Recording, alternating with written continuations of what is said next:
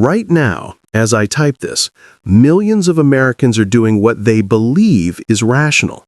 They are hunting Black Friday deals, piling 4K TVs, appliances, and furniture into digital carts, swiping 24 to 29% credit cards for items quietly marked up 40% in October so they can be slashed 25% today.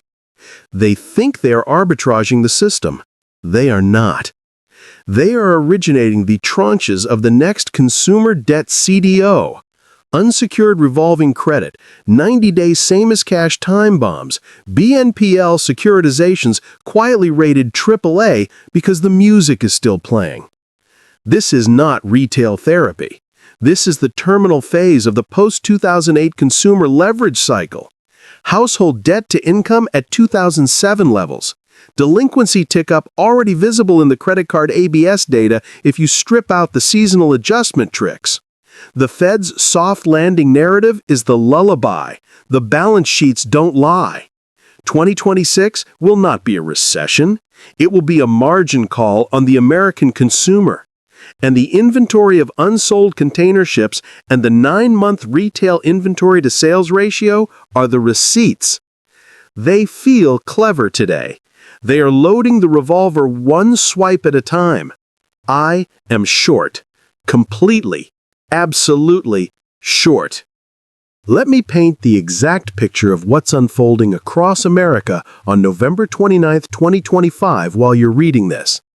Parking lots packed before sunrise. Crowds wrapped around Walmart and Amazon's checkout pages crashing from the traffic. Everyone's convinced they're outsmarting the system. But here's the part nobody's talking about. Most of those carts aren't being paid for with cash that actually exists today.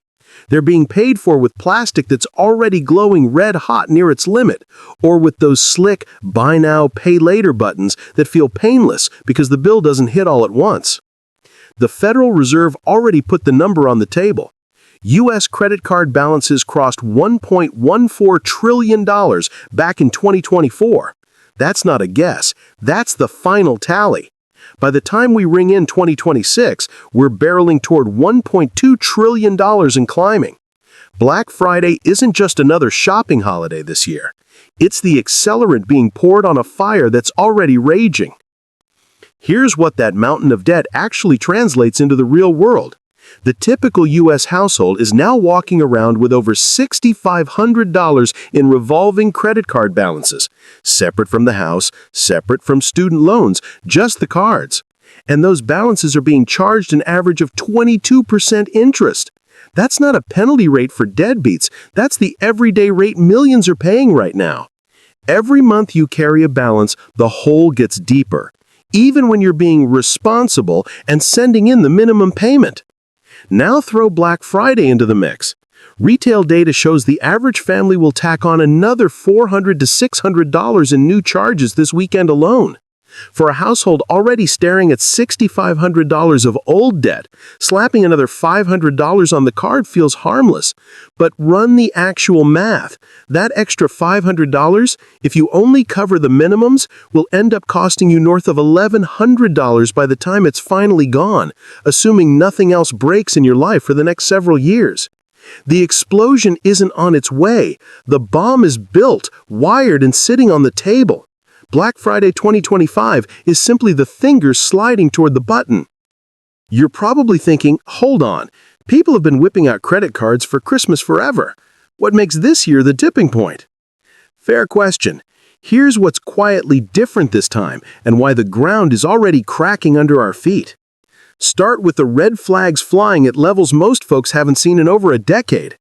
Right now, the share of credit card accounts that are 90 days plus late sits at 3.1%.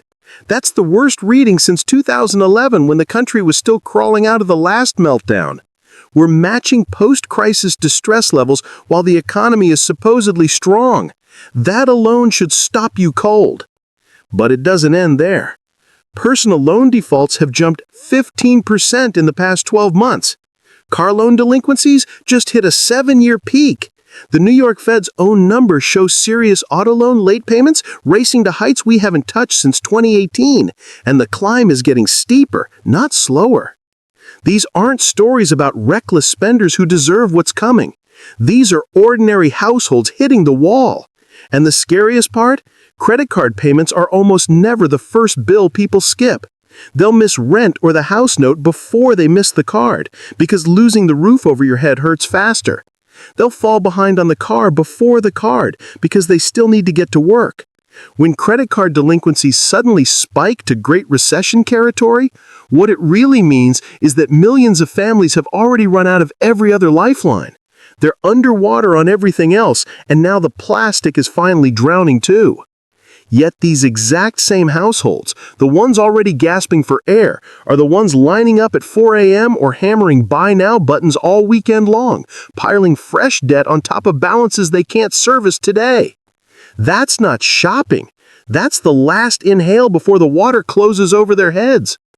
Let me lay out the calendar for you step by step. This isn't a forecast pulled out of thin air. It's what happens when you combine today's debt loads with the way billing cycles and human panic actually work. December 2025. Those Black Friday charges stop saying pending and land hard on statements. Balances jump higher than most people expected. The new minimum due shoots from 160 to 280 or 320. A lot of people stare at it, shrug, pay whatever they can scrape together, and tell themselves, I'll fix it in January. That's the first crack. January 2026. The bills come due for real. January always hurts, but this one is a knockout punch. Millions of accounts go red. That's the starting gun. February-March 2026. Cards get locked. Available credit hits zero. Families who were using plastic for milk and gas now stare at empty shelves. Credit scores crater. The pain turns physical. April 2026. Banks close their first quarter books and the numbers hit the public filings. Charge-off rates, debt they admit is gone for good, explode to levels not seen since 2009. Analysts finally notice. Stock prices of the most exposed players start bleeding. The phrase consumer credit crisis appears on CNBC for the first time in years. May-June 2026. The survival instinct kicks in at every major lender. Credit lines get slashed across the board, responsible borrowers included. New applications are rejected in droves. Auto loans, personal loans, even mortgages tighten overnight. Spending power evaporates for tens of millions of households at the exact same moment. Retail sales don't slow down, they fall off a table. Layoffs follow within weeks. Each layoff creates fresh defaults, which force more credit cuts, which kill more spending, which trigger more layoffs. The loop locks in. Black Friday 2025 loads the magazine. January 2026 racks the slide. By the second quarter of 2026, the rounds are already in flight and there's no calling them back. That's not speculation. That's the sequence built into the math and the billing calendar sitting in front of us right now. If this whole movie feels like déjà vu, there's a reason.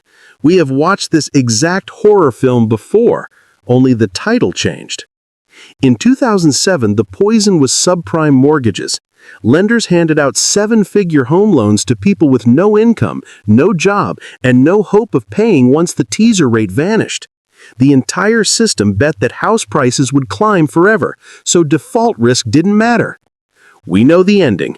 2008 arrived, the defaults rolled in like a tsunami, Lehman vanished overnight, and millions of families were wiped out. Fast forward to today. The weapon isn't mortgages anymore. It's consumer credit dressed as convenience. Instead of no-doc ninja loans, we have credit cards handed to people who can barely cover the minimum. We have buy now, pay later apps that approve you in 3 seconds with zero real credit check. We have personal loans marketed on TikTok to anyone already drowning.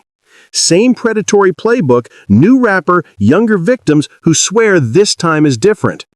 Let's talk about the BNPL explosion, because that's where the subprime virus moved in 2025.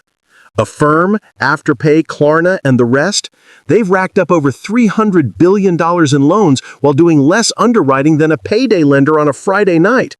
Their internal delinquency rates are already hovering near 30%. 30%!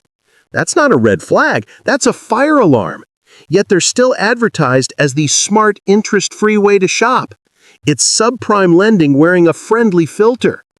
And just like 2008, all this garbage debt has been sliced, packaged, and sold off to pension funds, hedge funds, and big banks who think they're buying safe paper. When the defaults hit, the damage won't stay inside one app. It will detonate across the entire financial grid. Now look at the classic credit card trap, the one that keeps even responsible people chained forever. You drop $2,000 this weekend on a new TV, some gifts, maybe a laptop. Statement shows a $50 minimum. $50 feels doable, so you send it in and pat yourself on the back. Reality? At 22% interest and $50 a month, that $2,000 purchase takes over 7 years to disappear